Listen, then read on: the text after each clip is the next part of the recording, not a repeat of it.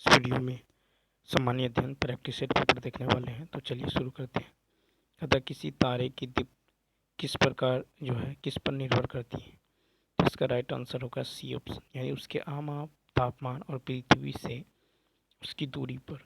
तो किसी तारे की दीप्ति उसके आयाम, तापमान और पृथ्वी से उसकी दूरी पर निर्भर करती है। किसी तारे के प्रकाश को पृथ्वी तक आने में पृथ्वी के वायुमंडल से गुजरना पड़ता है। वायुमंडलीय तापमान के कारण कहीं गर्म तथा कहीं ठंडा होता है। ठीक है, देखिए इस नियम वीन का विस्थापन नियम, इस नियम के अनुसार अधिकतम तीव्रता के संगत तरंगदैर्घ्य व पिंड के ताप का गुणनफल नियत रहता है। नेक्स्ट है कि परमाणु की संरचना के लिए जो दिए गए कथनों को ध्यानपूर्वक पढ़ें। तो कहता कौन सा कथन सत्य है। तो 32 का यदि देखें तो देखिए परमाणु समान तत्व के परमाणु जिनके क्रमांक समान किंतु द्रव परमाणु भार भिन्न होते हैं समस्थानिक कहलाते हैं। विभिन्न तत्वों के परमाणु जिनके परमाणु क्रमांक भिन्न किंतु परमाणु भार समान होते हैं समभारी कहलाते हैं। ठीक है, और विभिन्न तत्वों के परमाणु जिनमें न्यूट्रॉनों की संख्या समान होती है, ठीक है, सम न्यूट्रॉनिक कहलाते हैं। इसका राइट आंसर क्या होगा, डी ऑप्शन। ठीक है, नेक्स्ट कहता है कि इनमें से किस प्रकार की कोशिकाएं पादप में संवहनी ऊतक का भाग नहीं होती। तो ए ऑप्शन, यानी कोलेन काइमा। तो कोलेन काइमा प्रकार की पादप कोशिकाओं में संवहनी ऊतक का भाग नहीं होती हैं। कोलेन काइमा ऊतक एपिडर्मिस के नीचे पर्णवृत्त में पाए जाते हैं। फिर है कि कोलेन काइमा ऊतक की कोशिकाएं जीवित, लंबी और अनियमित ढंग से कोनों पर मोटी होती है। कोलेन काइमा ऊतक पौधों में तनन सामर्थ्य प्रदान करती हैं। पेरेन्काइमा कोशिकाओं की कुछ परतें ऊतक के आधारीय पैकिंग का निर्माण करती हैं। इन्हें पेरेन्काइमा ऊतक कहते हैं।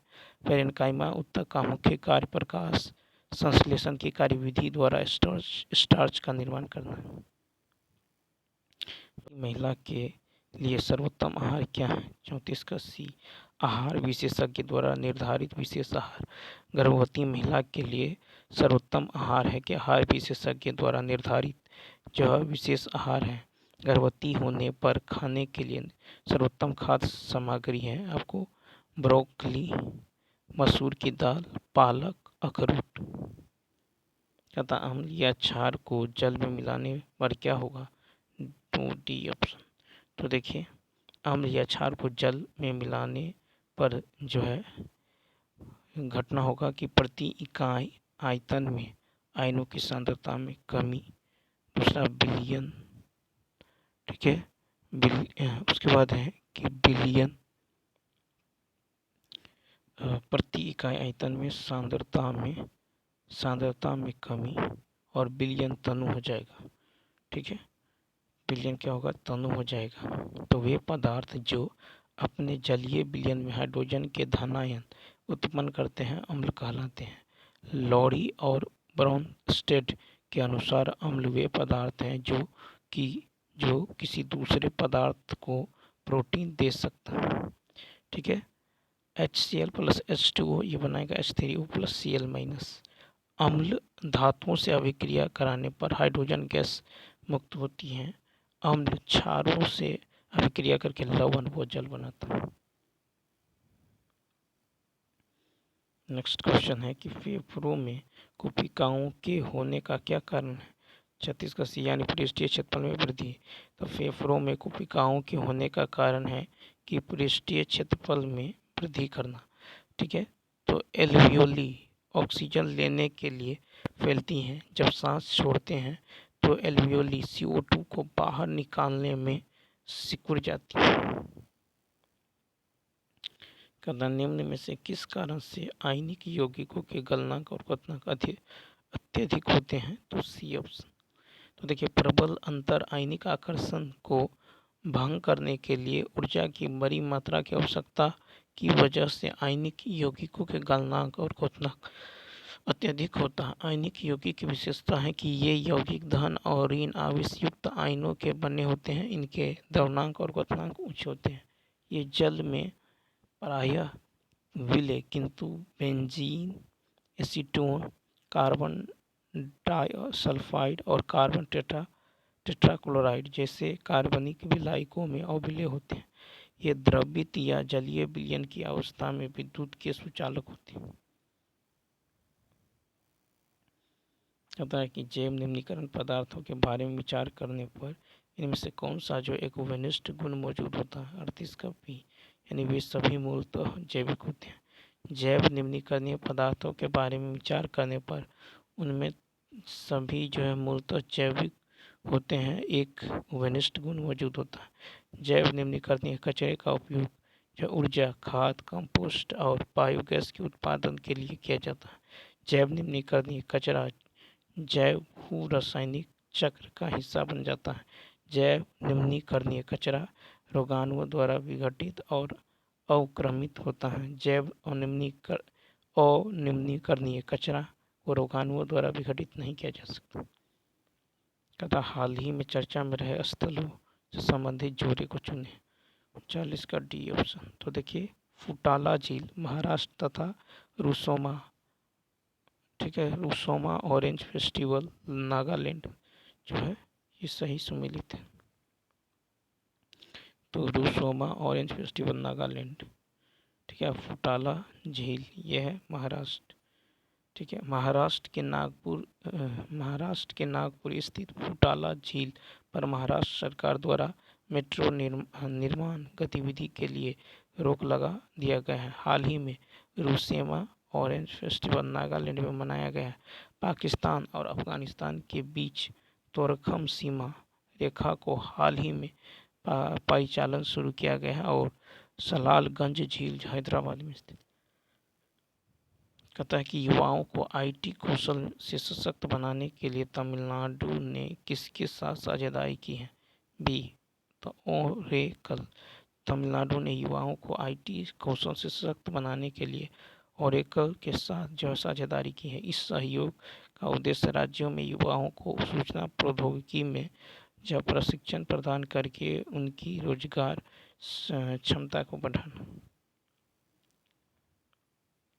भारत में निर्मित सबसे बड़ा सर्वेक्षण जहाज का नाम क्या है, जिसे हाल ही में भारतीय नौसेना को सौंपा गया है? 41 का INS संध्याक।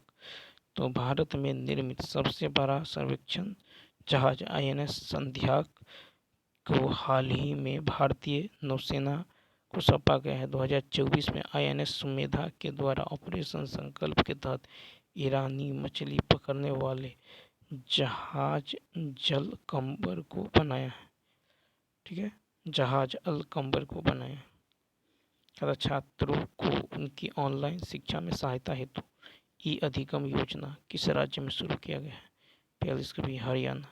तो छात्रों को उनकी ऑनलाइन शिक्षा में सहायता हेतु ई अधिगम योजना को हरियाणा राज्य में शुरू किया गया। बिहार सरकार ने शैक्षणिक चुनौतियों का सामना करने वाले 25 लाख बच्चों के लिए मिशन दक्ष शुरू किया है। पश्चिम बंगाल में SC और ST समुदाय के छात्रों को मुफ्त प्रशिक्षण प्रदान करने हेतु योग्य श्री योजना शुरू किया है।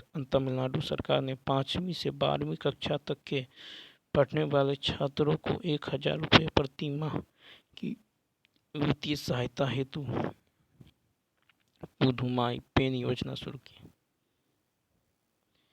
नेक्स्ट है कि मार्च 2024 में 5200 वर्ष पुरानी हड़प्पा सभ्यता की बस्ती की खोज कहाँ की गई है? तो गुजरात में। मार्च 2024 में 5200 वर्ष पुरानी हड़प्पा सभ्यता की बस्ती की खोज गुजरात में की गई है। केरल विश्वविद्यालय के पुरातत्वविदों के द्वारा विभिन्न स्थानों की मदद से गुजरात के पड़ता बेट कक्ष में एक महत्वपूर्ण हड़प्पा बस्ती का पता लगाया है। हड़प्पा सभ्यता की खोज 1921 में दयाराम साहनी के द्वारा खोज किया गया था। कहना है कि विभिन्न शिल्प परिषद द्वारा किसी भारतीय स्थान को जो है चौथा जो भारतीय विश्व शिल्प शहर नामित किया गया है। 44 का सी श्रीनगर। तो श्रीनगर विश्व शिल्प परिषद द्वारा विश्व शिल्प शहर के रूप में मान्यता प्राप्त करने वाला चौथा भारतीय शहर बन गया। 3 वर्ष बाद इसे शिल्प और लोक कलाओं के लिए यूनेस्को क्रिएटिव सिटी नेटवर्क के हिस्से के रूप में नामित किया गया। अतः पर्यावरणीय खतरों के कारण चर्चा में रहे विक्टोरिया झील किस देश की सीमा से सटा हुआ है? तो डी ऑप्शन। तो देखिए, पर्यावरणीय खतरों के कारण चर्चा में रहे विक्टोरिया झील जो केन्या, युगांडा तथा तंजानिया देश से सटा हुआ। विक्टोरिया झील अफ्रीका की सबसे बड़ी मीठे पानी की झील और दुनिया की सबसे बड़ी झील है। विक्टोरिया झील अफ्रीका की सबसे बड़ी मीठे पानी की झील और जो है दुनिया की सबसे बड़ी झील है। ठीक है।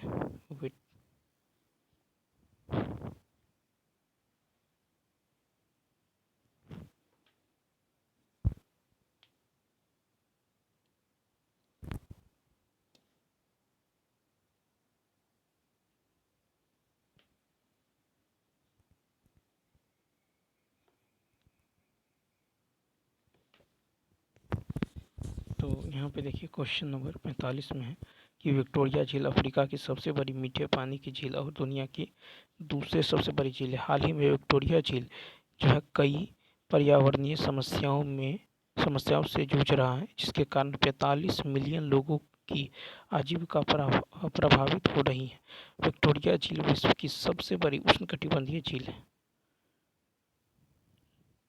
हाल ही में इगतपुरी झील चर्चा में है। यह झील कहाँ स्थित है? महाराष्ट्र।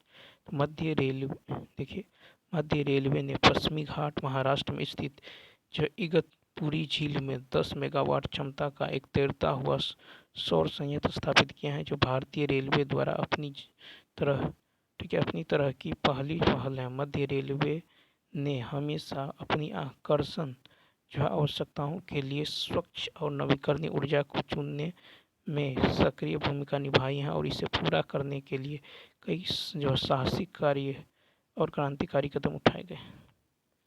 तथा सर स्टैफोर्ड क्रिप्स के नेतृत्व में क्रिप्स मिशन का उद्देश्य था। A option. ब्रिटिश द्वारा युद्ध के प्रयासों के समर्थन में भारतीय नेताओं को मनाना। सर स्टैफोर्ड क्रिप्स के नेतृत्व में क्रिप्स मिशन का उद्देश्य ब्रिटिश द्वारा युद्ध के प्रयासों के समर्थन में भारतीय नेताओं को मनाना। जापान की लगातार बढ़ती हुई शक्ति से अंतर्राष्ट्रीय समुदाय जो है व्यथित हो गया था और अमेरिका, ऑस्ट्रेलिया व चीन ने जो ब्रिटेन पर भारत को स्वतंत्र करने के लिए दबाव डाला। परिणाम स्वरूप चर्चिल ने 11 मार्च 1942 ईस्वी को क्रिप्स मिशन की घोषणा की।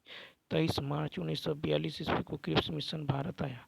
ठीक है। क्रिप्स मिशन का उद्देश्य था कि ब्रिटिश द्वारा युद्ध के प्रयासों के समर्थन में भारतीय नेताओं को मनाना।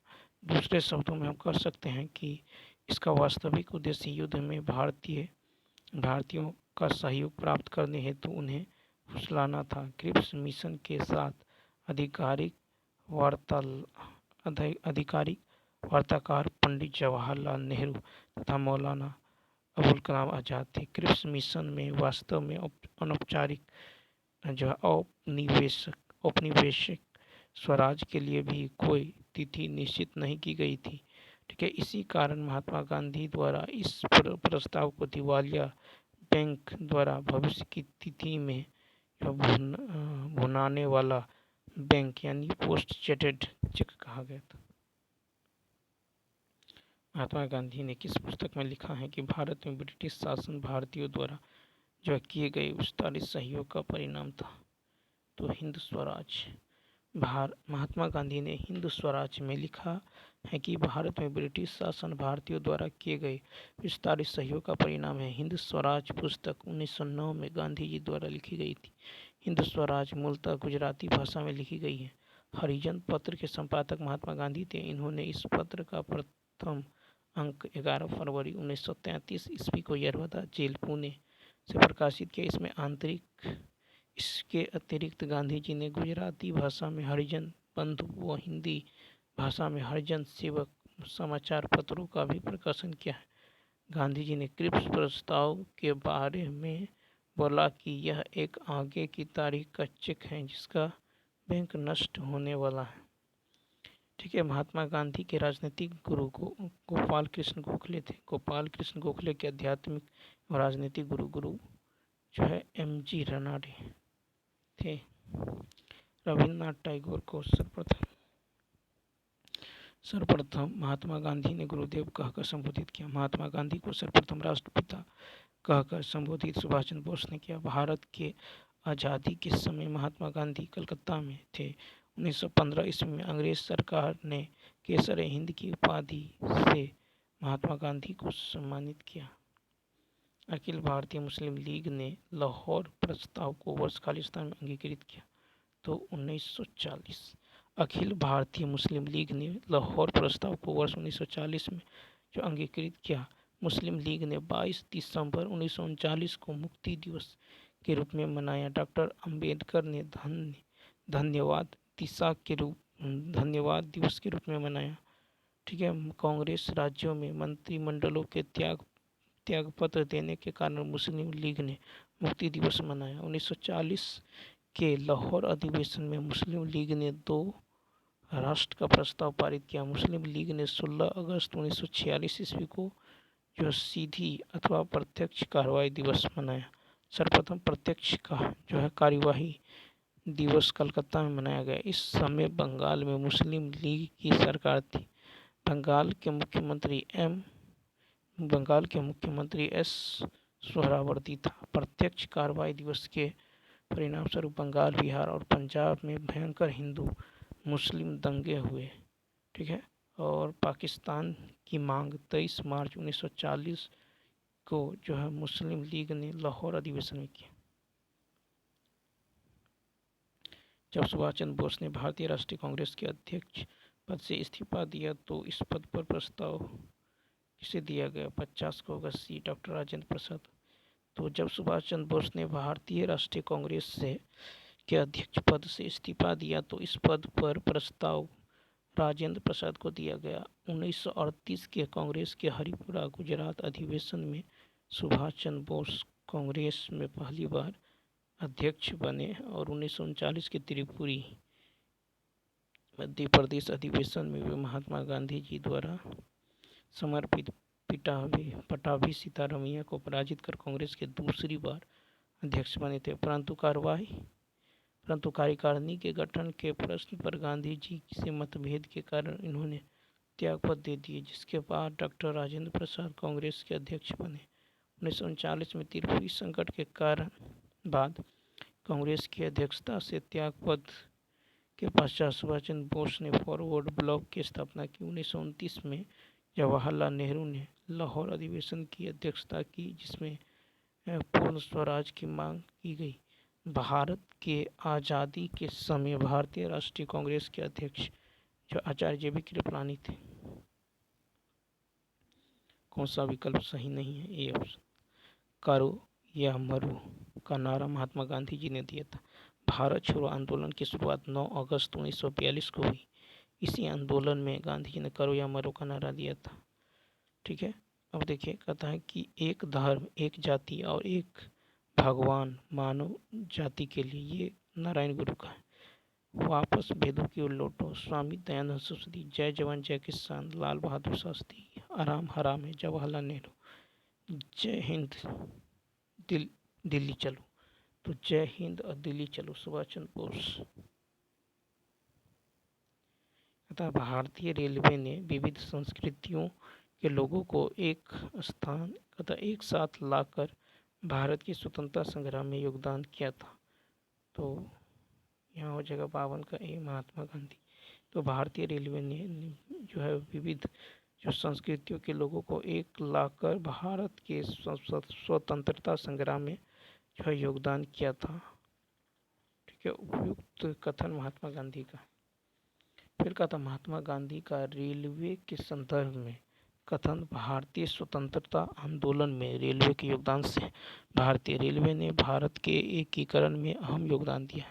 विष्णु पुराण में वर्णित भारतवर्ष की अवधारणा को आधुनिक समय में साकार रूप देने का श्रेय रेलवे को है। 16 अप्रैल 1853 को भारत में रेलवे की शुरुआत को कार्ल मार्क्स ने भारत में आधुनिकता का प्रथम चिन्ह माना है। जो कार्य बड़े बड़े राजा महाराजा नहीं कर सका, यह कार्य रेलवे ने कर दिखाया। स्वराज मेरा जन्मसिद्ध अधिकार है और मैं इसे लेकर रहूंगा। 53 का सी, लोकमान्य तिलक ने कहा, स्वराज मेरा जन्मसिद्ध अधिकार है, मैं इसे लेकर रहूंगा। वर्ष 1906 के बाद भारतीय राजनीति कांग्रेस के भीतर उग्र विचारधारा के उदय के साथ साथ क्रांतिकारी विचारधारा को बल मिला। उग्र विचारधारा के प्रमुख कांग्रेसी नेताओं बाल गंगाधर तिलक, लाला लाजपत राय, बिपिन चंद्र पाल एवं अरविंद घोष थे। कहता हेनरी कॉटन ने कहा कि उस विचारधारा के नेता ने भारत में सभी प्रकार से मुक्त और स्वतंत्र राष्ट्रीय शासन प्रणाली की स्थापना करना चाहते थे। उग्र विचारधारा के नेताओं ने उदारवादियों के वैधानिक याचनाओं को राजनीतिक भिक्षावृत्ति कहते थे। तिलक ने कहा था कि हमारा उद्देश्य आत्मनिर्भरता है, भिक्षावृत्ति नहीं। बिपिन चंद्र पाल ने कहा था, यदि सरकार मेरे पास आकर कहे कि स्वराज ले लो तो मैं उपहार के लिए धन्यवाद देते हुए कहूँगा कि मैं वस्तु को स्वीकार नहीं कर सकता जिसको प्राप्त करने की सामर्थ्य मुझ में नहीं। बिहार के किस वकील ने असहयोग आंदोलन के समय लाभप्रद वकालत छोड़ दी? बी. राजेंद्र प्रसाद। तो बिहार के प्रसिद्ध वकील राजेंद्र प्रसाद ने असहयोग आंदोलन के दौरान लाभप्रद वकालत छोड़ दी। असहयोग आंदोलन 1 अगस्त 1920 से 12 फरवरी 1922 ईस्वी के बीच महात्मा गांधी द्वारा चला गया एक संगठित आंदोलन था। इस आंदोलन के दो पक्ष था, एक रचनात्मक, एक नकारात्मक। तो इस आंदोलन के दौरान हजारों की संख्या में छात्र छात्राओं, वकीलों, प्रोफेसर, शिक्षकों, कर्मचारी आदि ने बहिष्कार का समर्थन किया। बिहार प्रांतीय सम्मेलन की बैठक अगस्त 1920 ईस्वी में राजेंद्र प्रसाद की अध्यक्षता में भागलपुर में हुई। इसमें गांधी जी के असहयोग आंदोलन का अनुमोदन किया गया और जिसमें बिहार के वकील में राजेंद्र प्रसाद, अनुग्रह नारायण सिन्हा, महेंद्र प्रसाद आदि ने अदालतों का बहिष्कार किया और अपनी वकालत बंद कर दी।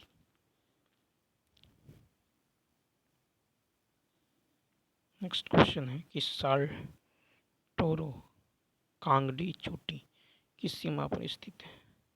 तो ये है भारत पाक सीमा। साल्टोरो कांगड़ी, ठीक है, चोटी भारत पाक सीमा पर स्थित है। साल्टोरो कांगड़ी चोटी चट्टान बर्फ का एक ऊबड़ खाबड़ पहाड़ है जो सियाचिन मलेशिया के दक्षिण किनारे पर स्थित है। कंचनजंगा ये नेपाल और भारत के बीच है। मकालू ये नेपाल और चीन सीमा पर स्थित है। कामेट भारत चीन, अन्नपूर्णा नेपाल में है और गुलमानदता ये चीन में है और तिरिचमीर, ठीक है, तिरिचमीर ये पाकिस्तान और अफगानिस्तान की सीमा। 2011 की जनगणना के अनुसार भारत का जनसंख्या घनत्व कितना है?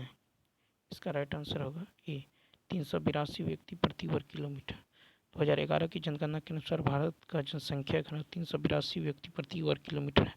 भारतीय संविधान की अनुच्छेद 246 के अनुसार देश की जनगणना कराने का दायित्व संघ सरकार को सौंपा गया है।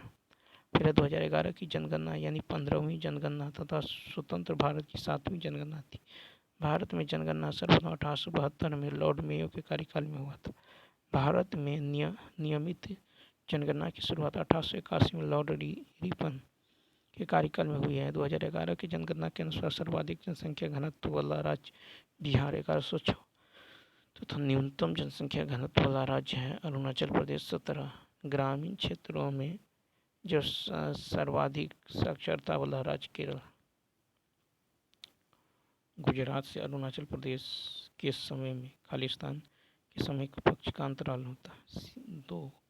तो गुजरात से अरुणाचल प्रदेश के समय में 2 घंटे के समय का पक्ष अंतराल है। भारत में देशांतर का विस्तार 68 डिग्री 7 मिनट पूर्वी देशांतर से 97 डिग्री 25 मिनट पूर्वी देशांतर के बीच है। भारत का सबसे पूर्वी और सबसे पश्चिमी बिंदु के बीच लगभग 30 देशांतर का अंतर है। भारत का मानक समय इलाहाबाद के निकट मिर्जापुर से गुजरने वाली पूर्वी देशांतर रेखा को माना जाता है। समय का भारत का समय ग्रीनविच समय से 5.5 घंटा आगे। कौन सा विकल्प सही में सम्मिलित नहीं है? ये जबलपुर। जबलपुर नर्मदा नदी के तट पर अवस्थित है। झेलम नदी कश्मीर की सबसे महत्वपूर्ण नदी है। वैदिक काल में झेलम नदी को वितिस्ता के नाम से जाना जाता था। झेलम नदी पर श्रीनगर शहर अवस्थित है। शिप्रा नदी मध्य प्रदेश में बहने वाली एक प्रमुख नदी है। उज्जैन का कुंभ मेला शिप्रा नदी के तट पर लगता है। लखनऊ गोमती नदी तट पर अवस्थित है। सूरत ताप्ती नदी पर अवस्थित है और ताप्ती नदी भ्रंश चोटी में बहने वाली नदी है। हिमाचल प्रदेश में लाहौल और स्पीति घाटियाँ कुल्लू घाटी खालिस्तान द्वारा जुड़ी हुई है। 59 कभी रोहतांग दर्रे। तो हिमाचल प्रदेश में स्थित लाहौल और स्पीति घाटियाँ कुल्लू घाटी से रोहतांग दर्रे में द्वारा जुड़ी हुई है। नाथुला दर्रा यह भारत के सिक्किम राज्य में स्थित है। नाथुला दर्रा सिक्किम तथा चुम्बी घाटी को जोड़ने वाला दर्रा। फिर है बारालाचा दर्रा लेह जिले के मनाली को जोड़ता है। खालिस्तान येलोस्टोन नेशनल पार्क कहाँ स्थित है? A option USA. तो येलोस्टोन नेशनल पार्क यूएसए में स्थित है। येलोस्टोन नेशनल पार्क विश्व का पहला राष्ट्रीय उद्यान है जिसे 1872 में अमेरिका में स्थापित किया गया था। किला निक्स नेशनल पार्क फ्रांस में स्थित है। ठीक है। न्यू फाउंडलैंड नेशनल पार्क कनाडा में है और टाइड नेशनल पार्क स्पेन में है। सागरमाथा नेशनल पार्क नेपाल में अवस्थित है। कौन सा पश्चिमी घाटों के लिए प्रयुक्त स्थानीय नाम नहीं है? 61 का सी। तमिलनाडु की देखिए पश्चिमी घाट को महाराष्ट्र गोवा एवं कर्नाटक में सह्याद्री के नाम से जाना जाता है। दक्षिण में पूर्वी घाट एवं पश्चिम घाट का मिलन बिंदु नीलगिरी की पहाड़ी है। इलायची पहाड़ियाँ दक्षिण पश्चिमी घाट में केरल के दक्षिण पूर्वी तथा तमिलनाडु के दक्षिण पश्चिम अनामलाई पर्वत के दक्षिण में अवस्थित है। दक्षिण भारत की सर्वोच्च शिखर अनाईमुदी है जो अनामलाई पर्वत का सर्वोच्च चोटी है। दक्षिण भारत की दूसरी सर्वोच्च शिखर दोदा बेटा है जो नीलगिरी पर्वत श्रेणी में स्थित है। बिहार के निम्नलिखित जिलों में से कौन सा जिला नेपाल के साथ सीमा साझा नहीं करता? सी पूर्णिया। तो बिहार से पूर्णिया जिला नेपाल के साथ सीमा साझा नहीं करता। नेपाल और भारत के बीच 1751 किलोमीटर लंबी सीमा। नेपाल का सीमा भारत के उत्तराखंड उत्तर प्रदेश बिहार ठीक है पश्चिम बंगाल और सिक्किम राज्यों से जुड़ा हुआ है। बिहार नेपाल के साथ 729 किलोमीटर लंबी अंतर्राष्ट्रीय सीमा रेखा साझा करता है। नेपाल के साथ बिहार के 7 जिले सीतामढ़ी किशनगंज अररिया सुपौल मधुबनी पूर्वी चंपारण और पश्चिमी चंपारण सीमा रेखा साझा करते हैं। कहता है गेहूँ और चावल के मूल्य का अनुपात है 3:8। खपत का अनुपात 4:9। तो खर्च का अनुपात क्या होगा? 3x4:8:9 यानी 1:6। Option number B. उस समलंब चतुर्भुज की ऊंचाई कितनी होगी जिसकी समांतर भुजाओं की लंबाई का योग इतना और क्षेत्रफल इतना है? तो समलंब चतुर्भुज का क्षेत्रफल होता है 1/2 इंटू समांतर भुजा का योग 9.5 इंटू में हाइट। तो यहाँ से हाइट निकल जाएगा कितना? 12। ए बी इंटू 6 बराबर ये। ठीक है। यदि यहाँ पे बी की जगह 6 रखिएगा तो सम संख्या है जिसमें बी भी सम संख्या होगी यानी तो 6 4 36। ठीक है। अब बी के जगह 2 4 6 रखने पर बी ठीक है बी के जगह 2 4 6 8 ये सब रख सकते हैं। अगर बी के जगह आप 4 रखते हो तो 6 चौक 24, बी की जगह 4। ठीक है, तो क्या होगा, बी की जगह तो ये हो जाएगा 4 4 4/6, यानी कितना 74। ठीक है, तो तुलना, अब यदि 74 होगा तो तुलना कीजिए, ए की जगह 7 हो जाएगा, बी की जगह 4, तो जोड़ का 10 और 4 11, यानी ऑप्शन नंबर ई हो जाएगा।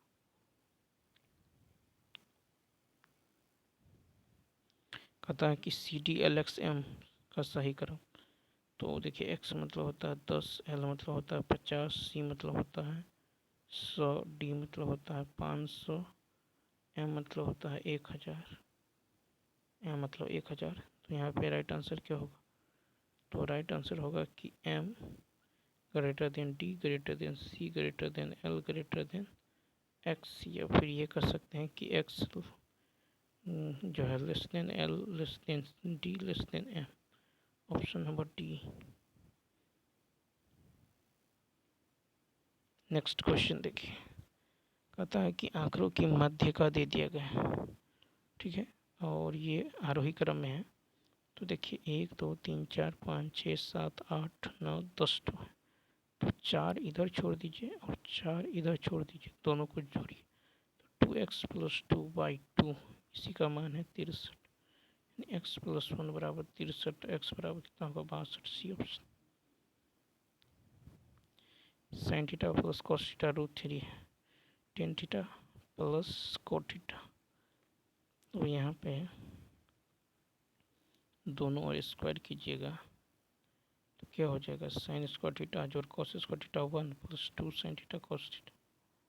ठीक है, बराबर में ये हो जाएगा 3। ठीक है, तो 2 sin थीटा cos थीटा क्या हो जाएगा, 2 sin थीटा cos थीटा हो जाएगा 2।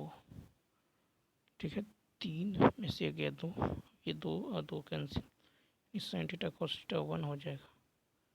ठीक है, sin थीटा cos थीटा 1 हो जाएगा, तो यहाँ से आप निकालिए tan theta plus cot theta, तो ये हो जाएगा कि sin theta by cos theta plus cos theta by sin theta, तो ये हो जाएगा, एलसीएम लीजिएगा तो sin theta sin square theta cos square theta बटा में sin थीटा cos थीटा। ठीक है, अब ये sin स्क्वायर cos स्क्वायर 1 और नीचे में इसका भी मान 1 होता है, 1/1।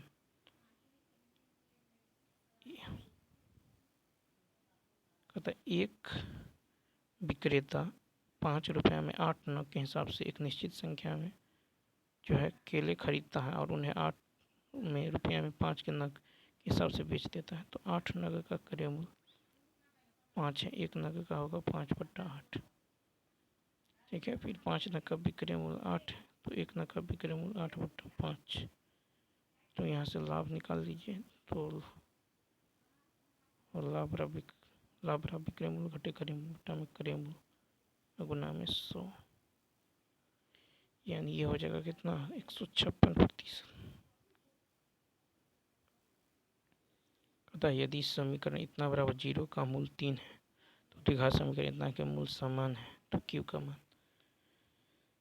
तो यहाँ पे देखिए यदि आप 3 रखते x की जगह तो 9 - 3p + 15 बराबर 0, तो 3p बराबर होगा 24 3 8 24, p का मान कितना निकल गया 8।